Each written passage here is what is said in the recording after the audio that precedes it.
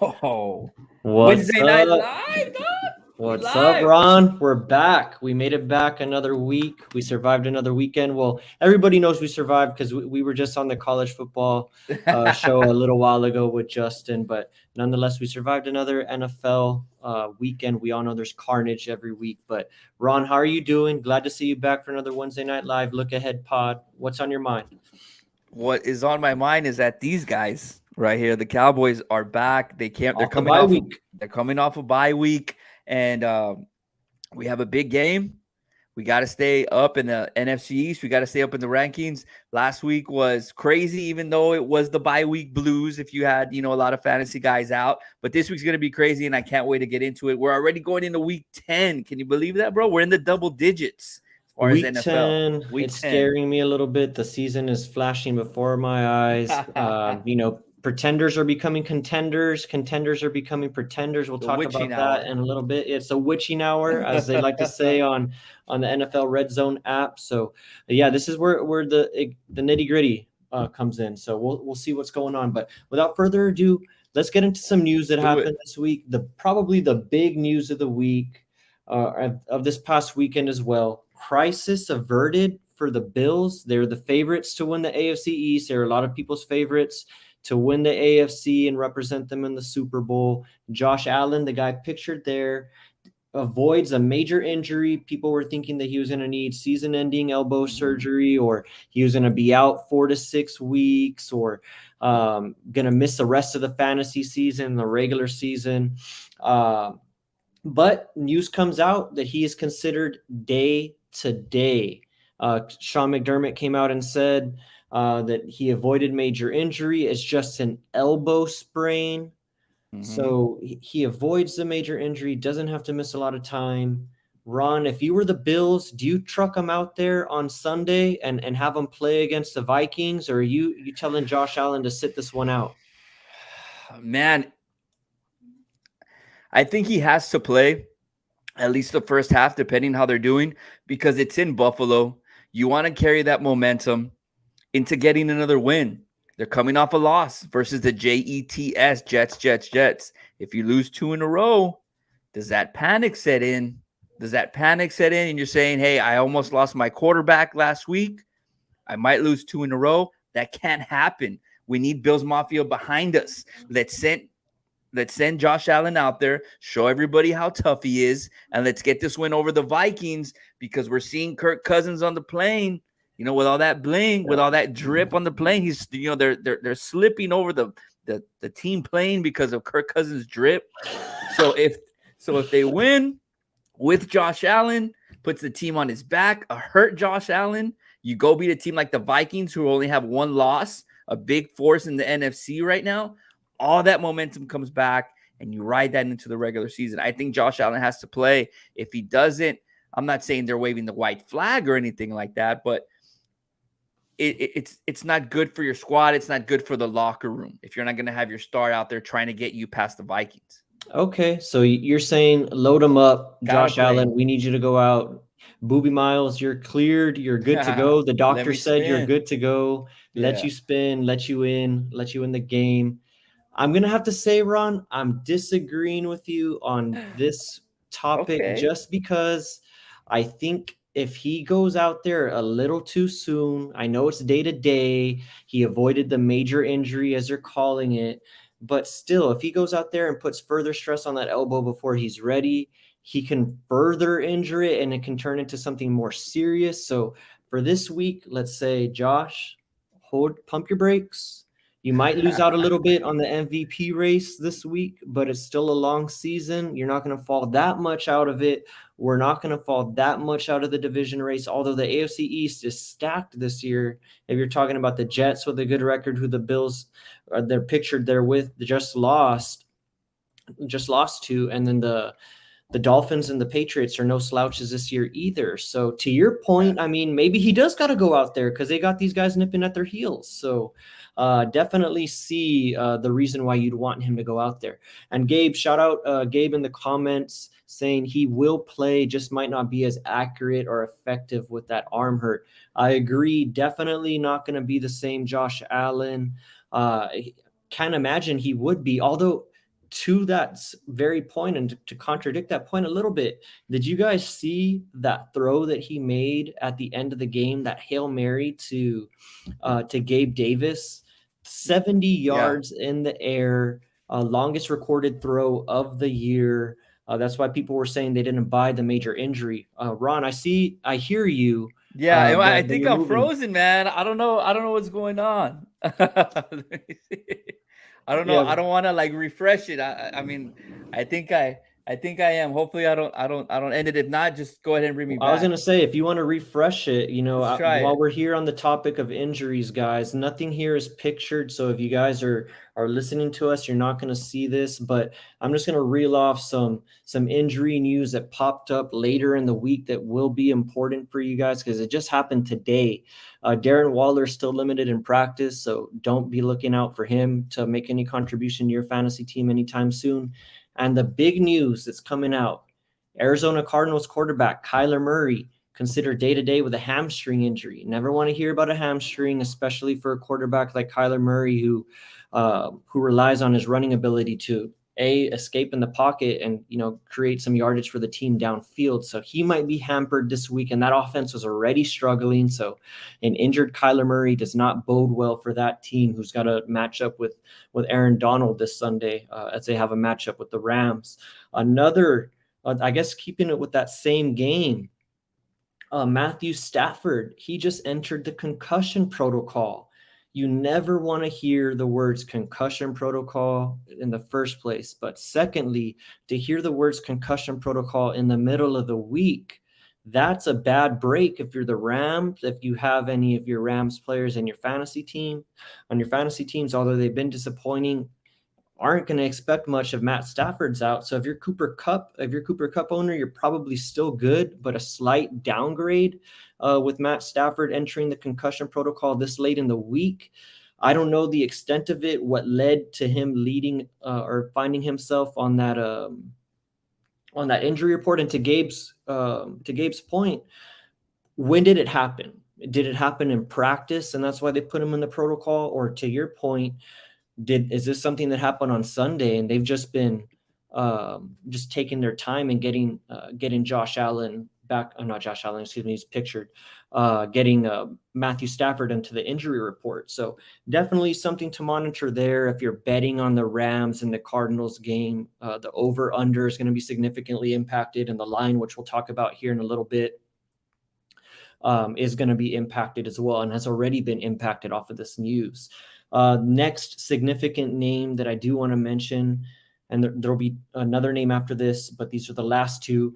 Dameon Pierce, Texans running back, stud, a rookie running back, drafted in the middle rounds, a league winner type of running back, just entered the injury report with a chest and shoulder injury, was limited at practice. Was there, made it through practice, got that limited designation, but does have a chest and shoulder issue that he's working through, but have not had any indication from Lovie Smith that he's not going to make it on there. We all know they love to feed him the rock. They got a pretty good matchup against the Giants, so definitely looking good for Dameon Pierce if he suits up fantasy wise. But if not, you're gonna want to make other plans, because Dameon Pierce is probably the linchpin for your fantasy backfield. And the last name that I want to mention, and this is on the topic of fantasy backfields, that is Colts running back Jonathan Taylor, who missed last week's game, has missed games earlier in the season due to that ankle injury. Was spotted today participating in practice, so you guys can all take a sigh of relief. Josh Allen again for the third time. Jonathan Taylor will play this week, more than likely, unless anything drastic happens here. See, Ron joined us back audio. Ron, are you there? Yeah, I am here, man. I'm still trying to fix this, so just go No ahead. You're doing worries. a All great right. job, man. I want to say you're doing a great job. Thank you, So, sir. Thank you. yeah, So go Ron's ahead. going to be with us in the background. I was just reading off that list of names that I mentioned I wanted to run through. Just mentioned Jonathan Taylor, probably making his way back to the lineup this week. Next topic. Ron mentioned the drip. The drip is pictured up here for everyone that's watching on Facebook, YouTube, and Twitter. We got Mr. Kirko Banks Cousins here, wearing probably Justin Jefferson's jewelry, or that might be Kirk Cousins jewelry. I'm not going to put it past him that he would go ahead and get that himself. But Kirk Cousins and the Vikings are 6-1. They're on a 6-game win streak. But let's hold the horses here. All 6 games have been won within, or have been determined by 1 score or less, 8 points or less. If you guys have been with us through our divisional breakdowns, that's one of the stats that we talk about when we start to look at regression. We look at how many close games did a team win the year before, how many did they lose, and what is that going to mean for them this next year? Because one thing that you cannot consistently do in this league is win these close games. If you do, there's some things going your way, and that's what I want to talk about. If Ron were here right now with me, I would say, Ron, you know what? Yes, all 6 of these games have been within 1 score or less, but can we not sit here and say that these are the same games that these Vikings would have lost last year? Because I'll tell you, they probably would have lost about half of these games. Yes, they've been extremely fortunate. They had no business winning that game last week, but they somehow found a way to win. But I just do want to say, situationally, these guys are so much better coached with Kevin O'Connell versus Zimmer. If you have a coach that is helping put you in the position to win, it's up to the players at that point. And if the players can do it, then great. But you can have a coach time and time again coach you out of games, and we see it happen all the time. So I got to say, O'Connell, I give you your props. You've coached this team through some tough games early in your coaching career, and you guys have a 6-game win streak. We got a big test against the Bills. We just mentioned we don't know if Josh Allen's going to play or not. Regardless, to be determined a pretender or a contender, it starts this week. This is a game the Vikings need to win, with or without Josh Allen on the other side. If they win, I'll consider them a contender, because you're still beating a Bills team that is loaded for all intents and purposes. Yes, they're a little banged up right now on the defensive side of the ball. Didn't even talk about that when we mentioned Josh Allen, but it's still beating the Bills, and I would give the Vikings some props there.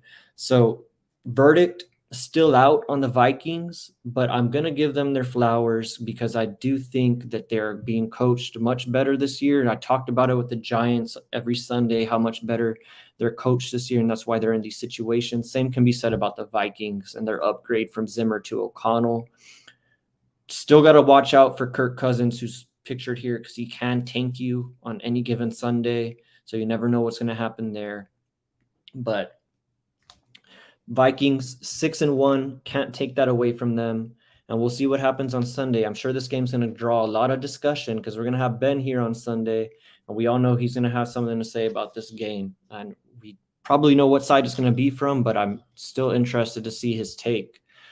Moving on from pretender or contender, getting into the real reason why we're all here today, and that's just looking at the lines ahead of us this next Sunday, starting with the Thursday game, actually, with the Falcons and the Panthers. Now, this game was just played 10 days ago. The Panthers cashed as 4-point dogs against the Falcons. Very dramatic game. They almost won outright, but as you guys all remember, DJ Moore got flagged for that unsportsmanlike conduct play. Ron's back. He made it back onto the pod. Guys, Thank you, I sir. apologize, man. I was running out of breath, but I'm going still. I'm breaking down this Falcons and Panthers game, talking about how just 10 days ago, the Panthers cashed as 4-point dogs on the road with PJ Walker, and now they find themselves as 2.5-point dogs at home with Baker Mayfield against the Falcons. What say you on this game before we get to the rest of the slate? Man, I think Falcons are covering this, bro. Falcons are a great team. I took them last week +3. They hit. They cashed my parlay. They're tough. They got Patterson back, and just Baker is just not the guy. I've always been the biggest Baker backer. I've backed him up when he was coming out of college, when he was with the Browns. I said, have faith in this guy, But yeah, man, I think it's just the Baker train is gone. He's coming off an injury as well. I don't think anybody on the team actually even likes the dude, man. So they wanted somebody young. The quarterback is playing okay. McCaffrey left, so those running backs are getting, Chuba Hubbard and Deontay Foreman, I think. So it was kind of like a new squad, a new start, and then it's like, oh, Baker's back. And I think that it's Yeah. just going to ruin everything. And I like the Falcons here. I like Falcons in that Okay. spot. This game is probably a stay away game for me just because I want to take the Panthers, but I don't like it at plus 2.5. I do Hmm. think the Baker's a slight upgrade from PJ Walker. Probably not a big of an upgrade as he should be, considering he's a former #1 pick, but we're neither here nor there. I still think he's a slight upgrade, and that's why you see the line here at plus 2.5, but probably staying away. Falcons look like they're live with Cordell Patterson any given Sunday. So, Hmm. any games here on this first slate that kind of pop out to you that you might want to be dabbling in? No, we already talked about the Bills game, which was one game that I like on here. The only other thing is maybe the Titans money line here at minus 135 at home I versus the like it. Broncos. I mean, I kind of like that game a lot. The Titans, they wore down the team 2 weeks ago, running Derrick Henry like 30 times. They got the dub. Did they win last week? I don't know why I'm going. They lost to the Chiefs in overtime. Oh, that's right. That's right. How could I forget about that game? So, I mean, there you go, though. They took the Chiefs to overtime, and then they're at home facing the Broncos team who Russ is not cooking. They're coming off a bye. They had 2 weeks to prepare for the Titans, but um, they're a very, rush-oriented team, clearly with Henry, and I think that they can wear down that offense. I'm sorry, that defense for the Broncos, and their defense isn't bad. I mean, they kept up with KC's offense, so you feel like the Broncos offense is definitely a step down from the KC offense, so they can handle their own being at home. Tennessee Titans money line is a play that I would definitely look into. I like the Titans money line as well. What say you about this total? Are you scared off of the over under 37? 37 here? You got two bad offenses. You got a YouTuber here. Shout out YouTube going Gonzalez, whoever that is. Malik Shout out trash. Malik Willis. They try everything they can not to have him throw the ball. Ron talked about it. They ran Derrick Henry to the ground against the Texans 30 2 weeks times. ago. Got their victory. Derrick Henry got his 200 yards. I think the under, despite the number being so low, is something that's going to be in play. Maybe tease the over under up to Yeah. 44. I'm usually not a fan of teasing totals, but how in the world is Denver and Tennessee going to score over 44? I don't see that happening. So, like I said, I don't usually Nah. like to tease those totals, but I don't see that getting to 44. So that might be in play. And since we're here on the line, I do want to mention Tennessee. They are taking the majority of the money and some sharp action from what I can see here. 39% of the bets are on Tennessee, but they're getting about 50% of the money. Oh, wow. And the Broncos have 60% of the bets, but they're getting 50% of the money themselves. So Mhm. a lot bigger tickets on Tennessee. Shout out Gabe for subscribing on YouTube and watching through theirs. I really Hell yeah. appreciate that. We're actually almost at 100 subscribers on YouTube. I think we're at 93 or 94. So put us over the top, man. Get us on that Billy mark, that 100 mark for the YouTube subscribers. So going Gonzalez, if that is you, Gabe, thanks, bro. Appreciate it. Much appreciated. All right. What else do we have for week 11? I just wanted to ask, are you Yeah, yeah. scared off of immediately going to the Dolphins here against the Hell no, man. Browns? You think the I've Dolphins take care of business against Cleveland? Cleveland's been covering games and been competitive. Yeah, but they're not getting the wins. You always see a late mistake from either Jacoby Brissett or somebody else. Um, I like the Dolphins here. I've been on them as much as I have been on the Vikings. You know my whole spiel about the team believing in Tua. They're at home, minus 3.5. I love a money line under 200 as a parlay piece. So I would add the Dolphins. They're moving the ball well. Tyreek Hill's breaking records left and right. The running backs that they have over there, running back by committee, but they're still doing the job. And with an offense like that, I don't see why you wouldn't take the home team against the Cleveland's Brown team that isn't as explosive. Okay, fair enough. I like the Dolphins in that spot too. Just wanted to see because the Browns are usually a popular underdog for whatever reason. Yeah, and Gabe, I mean, you're absolutely right, man. Brissett hit or miss, and he is a little bit inconsistent. Mostly miss. And he says Chubb putting the team on his back. Yeah, I mean, if it's not Chubb, I mean, nothing else is going on. I think Njoku was hurt for them. I think he might be coming back to give Brissett another weapon, but I'm not gonna take the Browns going into Miami, man. I Yeah. can't. Moving on to the next slate of games. Up top, I mean, I want to say some of these games because they'll be on the next slide, but up top, Good. we got the Lions versus the Bears, right? So you got two Mhm. bad defenses. You got the Bears as 3-point underdog, I mean, 3-point favorites or cheap favorites at minus 105. But I want to point you to the over under. All right. The Bears just played a game 35-32 with the Dolphins last week. That over under was at 45. Fast forward to this week.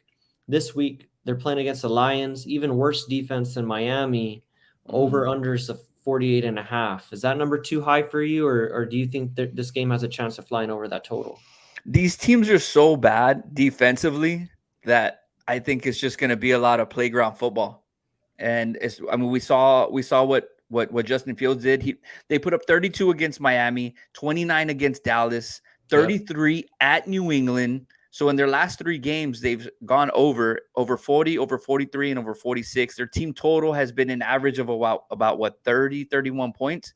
And guess Yep. what? They gave up 35 to Miami in a loss. They gave up 49 to Dallas in a loss, and they gave up 14 to New England. So I just the way that the Bears have been playing, I think they're going to carry this over themselves. And at the beginning of the year, the Lions were a very heavily favored over team. 27-31 2 weeks ago against Miami. They did win against Green Bay 15-9, but I, I mean, obviously that stayed under. But give me a lot of just street plays and passing and just confusion on the defense. And I like the over 48.5. It's a little high, but it's not no 51, 52. You can still get there late. And do you feel particularly strong about any side between the Bears Uh, and the Lions? Not really, man. It's just hit or miss with both teams. I think we use that phrase a lot, hit or miss, Yeah. but because it's true. I mean, the Lions can look all world beating the Packers, 15-9, keeping up with Miami 27-31, and then they lose 0-29 against New England. And Chicago, same thing. They've been a team that has showed that they're the bridesmaid, but never the bride this year. They've played tough, but it's they can't win games either. So you can't count on either team winning. So I would just stay away from the Yeah, from the spread. I'd probably stay away, but honestly, we're sitting here at Wednesday. I'm looking at this line here. I like the Bears. Now, I think Justin Fields has turned a corner a little bit. I'm not saying he's going to turn into Josh Allen, which I did see that picture. Josh Allen Yeah. and Justin Fields do have similar stats through their first 2 years. Interesting how the conversation is different on both of those quarterbacks at those point in times, but neither here nor there. Justin Fields has turned a corner. I think the Bears as a team, Ron, you were just talking about all the points that they've been putting Yeah, up. true, true. Granted, they haven't won all of those games. They lost to the Cowboys, but they did beat the Patriots at home, and they did lose a close game to the Dolphins that they probably could have won. So, I like the Bears. These are two teams moving in different directions, I think, too. Campbell probably going to find himself on the way out at this rate, the way Yeah. things are going in Detroit. Not your The favorite Hard coach, huh? Knocks, yeah, the Hard Knocks shine has definitely worn off. So give me the Bears here in this spot. I like them at home. They're going to be playing in front of their home crowd. They've been close, nipping at the heels of getting that big victory, and they get Yeah, true. their in division rival coming. So yeah, give me the Bears in this spot. Probably Yeah, not the best, but taking the Bears lane 3. But no, man. I think I'm gonna tell you on that. You convinced me. I'm gonna go with the Bears this week. I think I'll make it an official play because somebody that we didn't even really talk about either was that big trade acquisition in Chase Claypool, which gives Justin Fields another weapon, or not another weapon, but he didn't really have too many. But yeah, more of a solid weapon there. So we didn't even talk about the Chase Claypool situation, and he's a great receiver going against a secondary that is absolutely trash. So that might be a little X factor in the game. So I like you, bro. I'm gonna take your advice, and I'm gonna go with the Bears this week also. riding with the Bears. Yeah. Famous last words. All right. Anything else on this slate of games here before we move on No, to man. to our No, next topic? negative. All right, well, let's get into the last slide of the day. Like I said, this is a quick little podcast. Just want to, prep everybody for the week ahead of Mhm. what we have to look forward to as far as the spreads are concerned. And speaking of the spreads, we all know the numbers aren't static. The numbers, they move one way or the other. Mhm. Sometimes you just got to take it or you got to leave it, depending on the side that you're on. Do you want to take the dog that is that's catching three and a half points or 3 points? Do you want to take it right now, or do you want to run the risk of that three turning into a two, or maybe Mhm. do you wait and that three turns into a +4? These are the decisions that you got to make early in the week, because I think you get the better numbers earlier in the week. For sure. But you had the potential to get a better number earlier in the week than waiting till right before kickoff. So that's a point of this segment right here. Take it or leave Mhm. it. Named by my brother Gabriel, who was in the Yeah. comments last week, gave us this name. We didn't have a name. It was called "We'll name this segment later." Later has come, and we have a name for it. It's take it or leave it. Ron, you're wearing the Yeah. Cowboy star on your Hell hat. We're yeah. trying to get OBJ to wear the You know star it. on his helmet. OBJ, where you at? What do you think about this line? Are you taking it or leaving it? Cowboys -5, Packers +5. All right, take it or leave it. I'm this just like you said. This is a whole thing of it's Wednesday. The game's not till Sunday. So what do you want to do on Wednesday before the line changes? And by line we mean -5 and +5. So as of today, I'm taking the Cowboys -5, because if it gets to Sunday and something happens between now and Sunday, if more people start betting on the Cowboys, then instead of them being favored by 5, they'll go up to being favored by 6 or by 7. Any kind of injury, happens to, um, I would say, the Packers. They have more guys who've been injured. Lazard, I think Tanyan has missed some time. Aaron Jones has been a little bit Dubes. banged up. So, Dubes or Dobbs or whatever you want to call him. I don't really know what his accurate pronunciation of his name is, but I'm getting the Cowboys right now on Wednesday at -5. I don't want this line to go up to 6. I don't want anything crazy to happen and it go up to 7 or 7.5. I'm taking it right now, Wednesday, 11/9/22. I'm buying the Cowboys -5 right now. I'm taking it. I'm not leaving it. I'm taking Cowboys -5 today. Yeah, I'm taking the Cowboys -5 because I don't see any way that this line would shrink in the favor of the Packers to where we would be able to maybe get a better number on the Cowboys by Sunday. I don't see this number Mhm. going to -4.5 or going to -4.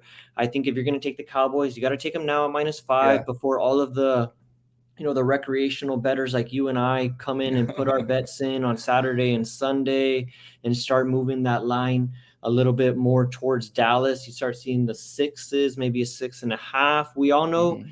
this number is fluid all the way up until 7. There's usually a lot of resistance up at that 7 spot. It takes a lot for a game to get to 7 and to get past 7. But Yeah. regardless, wouldn't you much rather have Dallas -5 than Dallas -6.5, or maybe For Dallas sure. -7? I Yeah. know it's just a point and a half, but you never know, especially in the NFL.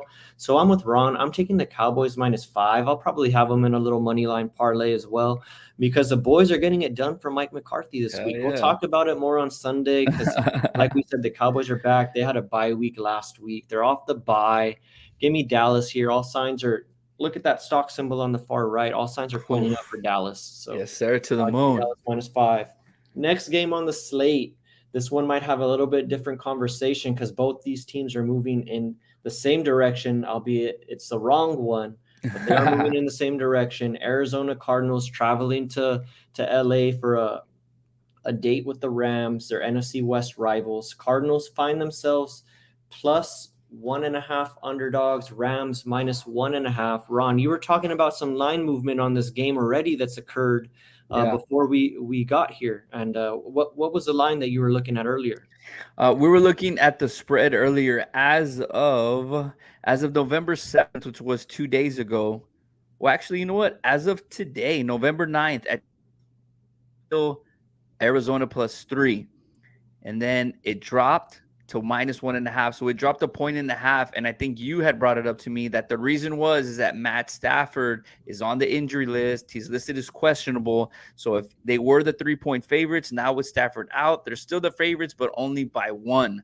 So what do you do, Roland? Now I'm going to turn it over to you since I had the Cowboys Shoot. first. And I'm Are you sorry. taking it? Are you Yeah. taking it or are you leaving it? I'm sorry to flip on you, Ron, because pre-show I was telling you where I was, but I think I'm gonna take it, and I'm taking the Cardinals right now. But Okay. look, here's the thing. Tell me I why. talked about it while you were having some technical difficulties. Murray, he hit the injury report today too with Okay. a hamstring injury. The quote was, "It's not nothing, but it's not serious." So All I don't right. know what to take from that, but as we can tell here, I think it's a little bit more serious on the Matt Stafford side because he entered the concussion protocol. So we see that line shrink. If Matt Stafford ends up being called out of the game, Mhm. this line is only going to move more towards Arizona. We'll see Arizona as a favorite by Sunday. So give me Arizona +1.5, and I'll probably go and run and put Arizona in a little 7-point teaser also before that number shrinks a little bit, and so I can get some action with them at that plus 8.5. What about you, Ron? All right. I am going to take it or leave it, but I'm not going to go on the spread. I'm actually going to go on the over under here. I'm taking the over 41.5 right now. Reason being is that that was something else that recently dropped. As of November 9th, which was today, it was at 43.5 points. It opened up earlier in the week at 45. So it's come down from 45 to 43, and it's currently at 41.5. I am all over this game. I'm all over the over here. Kyler Murray, what does he like to do? Sling the rock. Who does he like to sling it to? Hopkins, who's hungry and who's ready to eat coming off that suspension. They also got their running back Connor as well. So the run game and the passing game is going to be there for the Cardinals. They're an offense who just likes to go, go, go. On the Rams side, Stafford, dude's an Iron Man. There's that clip when he was in Detroit, gets hit, almost knocked out of the game, comes back with one arm basically and wins him the game. He's not going to sit out this game, or he's going to try his damnedest to play. So with Cooper Kupp, with him, with that offense that hasn't been doing great, but Arizona isn't the best defensive team either. I could see them easily. All you need is 21 points from each squad. So that gets you to 42, which puts you over 41.5. These guys are going to play. They're warriors. They don't like to sit out. They love to compete, especially these two quarterbacks. Give me the over 41.5. I'm taking it now because if Stafford does come out officially Friday, Saturday, you're going back to 43 easy. Yeah, I like that. I like the buyback option. As soon as you see a number shrink like you've seen on the over under, you come back and you buy at that 41.5, thinking it's a low point before it jumps back up. I like that train of thought. Although it's kind of like contradicting mine because I'm buying the Cardinals on the thought process that Matt Stafford could possibly be ruled Yeah. out. You're buying the over on the thought process that Matt Stafford's actually going to make his way onto the field. So I like it. Yeah. Even though we're going in opposite directions, we're both playing a side here. So I'm all good Yeah. with that. I mean, you never know. Maybe the Cardinals ball out. They Yeah. put up 42 against New Orleans, 26 against Minnesota, and 21 in Seattle. They hit their last 3 games over 48, 49, and 43.5. So, maybe they just do it themselves. Yeah. Maybe we'll We'll get see. lucky. Yeah.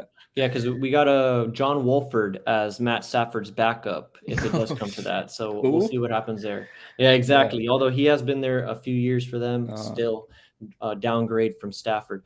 Now moving on, this game does have a caveat. It's played on Sunday morning. Is being oh, played in I Munich, hate Germany. those. Being played in Germany. I don't Yeah. remember. I don't know when they've ever played a game over there, but they're bringing Tom Brady over. Who better to introduce Germany to football than Tom Brady and the Tampa Bay Buccaneers? Although they're not having the best year by their standards, they do find themselves as, to some would say, surprising 3-point favorites against the Mm. Seahawks. Seahawks 6-3 overall, 6-3 against the spread. So they've been making you money. Tom Brady's been losing you money this year. Although it looks like they may have turned a corner last week with their last second victory over the Rams. Ron, Are you taking the Seahawks here early before this 3 shrinks? Because you know it's only going to move one way. I don't see this number creeping past the 3 to 3.5. I see it going to 2.5. Man, dude, call me crazy. I don't know if I'd ever say this, but I have a.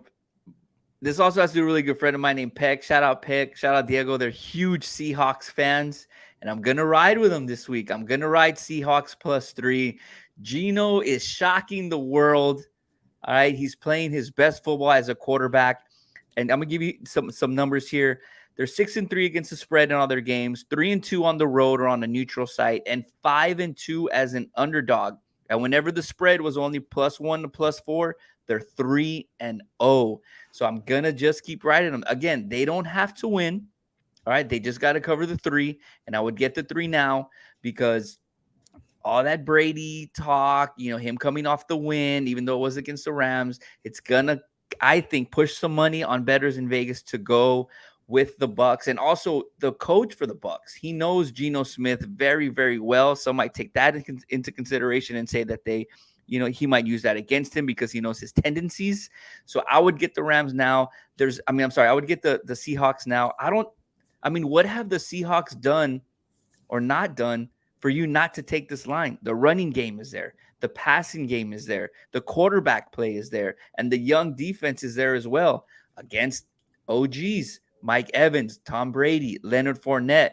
Hey, the curtain might be closing on them, and they don't even get to play in Tampa. They have to travel, go all the way across the pond.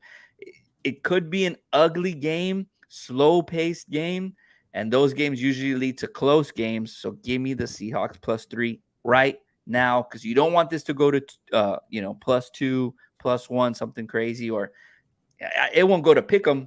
But I love the +3 here because of me and my hooks. 3.5 looks perfect. So this one for me, it's one of those things. Like, I respect the Seahawks. I do. I've bet against them a couple times. I've bet on them a few times. Right. I've been on both sides of the coin with the Seahawks here. This line was a little surprising to me, but I do think a lot of it goes back to the fact that the Bucks were so highly rated in the preseason compared to the Seahawks that it's hard for people to see that the Seahawks have closed the gap that much, and they still, to a certain degree, aren't getting the respect from the bookmakers and the public. The public has already bet this line up. I think it opened at -1. We see it at -3. For that reason, I'm going to leave it. I'm going to let this line sit. I'm going to let Ron move the line with his bet that he's going to put in tonight. I'm going to let him move that line to +2.5 or to +2. And then I'll come in and I'll take the Bucks because I do think they're going to get it done. I think that their defense will do enough to keep Geno Smith in this offense in check a little bit, if you will. They do have a good run defense, so they should be able to keep Kenneth Walker in check and just put it all on the arm of Geno Smith, who has not disappointed yet this year. But give me Tom Brady, give me the Bucks, and another get right spot. They're getting right. They're getting right last week. They're continuing their get right train here. I like the Bucks, but I'm gonna wait. Probably gonna wait till, like I said, Ron comes in and moves the line. That way I can come in and take the -2 myself. But yeah, I'm gonna leave it though. I like the Bucks. All right. Something you could look here too. I think last week I think it was the Falcons game where you needed the Chargers to win by 3, and I needed the Falcons and it ended right at 3. This could be one of those games. If you're a guy who likes to bet really high odds and things that rarely happen, a play here could be the Bucks to win by exactly 3, or sometimes they'll give you plays between 1 point and 3 points. So stick to the 3 points. I think that 3 points is key. We know Brady and his late game field goals. He doesn't kick them, but he gets the kickers into that situation. So this could be a game where you want to play -3 exactly. Bucks winning by exactly 3. Okay, I like that. I might have to look to see if my book goes that deep with the plays. See what the odds are on that. Let's run this down, man. The first game here on the take it or leave it, we both had the Cowboys -5. Take it right now before it changes. I was on the over 41.5 for the Arizona Cardinals, and you had who on the spread again? Cardinals +1.5. With the notion that Matthew Stafford's going to be out on Sunday with the concussion. Awesome. And then the Seahawks and the Bucks game, I am on +3 Seahawks, and you are on. I'm on the Bucks, but like I said, I'm leaving it because I'm Okay, waiting for leaving these it. line Okay. movers to come in All and right. move the line a little bit towards me. But I'm on the Bucks on this one. All right. So that was the little synopsis there for take it or leave it. So we can cut this out, run it, Yeah. and we can see how we did if the lines did move on our Sunday show at 10 a.m. Exactly. And Ron, I'm glad you brought that up because that's the next time we're going to be talking football. I know we Mm-hmm. got some shows in between now and Sunday. We got a big UFC card on Saturday. I know Ben is excited to talk about that. Justin's excited to talk about that. That's going to be coming to you guys on Friday. Mm-hmm. We already mentioned we got that Sunday show coming to you guys bright and early, 10 a.m. Eastern or 10 a.m. Central. I'm Central. talking Eastern time Yeah. over here, like I'm ESPN or something. 10 a.m. Central Time ish will be there, but we got a full show for you guys and excited to bring you guys that Sunday show. Anything else you Yeah. got for us today, Ron? No, that's it, man. We're gonna be pretty busy throughout the week. Today's Wednesday. We have NFL tomorrow. We're doing the MMA show Friday. Saturday's UFC. And Sunday back to football. So we're gonna Yeah, be busy. Thank you for everybody who's watching, sharing, commenting. We'll have something coming up as well. We haven't done a contest in a while, so yeah, I want to get you guys something. Our local and supporters everywhere as well. And we have some big news on Sunday too. So be on the lookout for that. nice. All right, guys. Well, without further ado, that was another Look Ahead podcast. See you guys on Sunday. Later.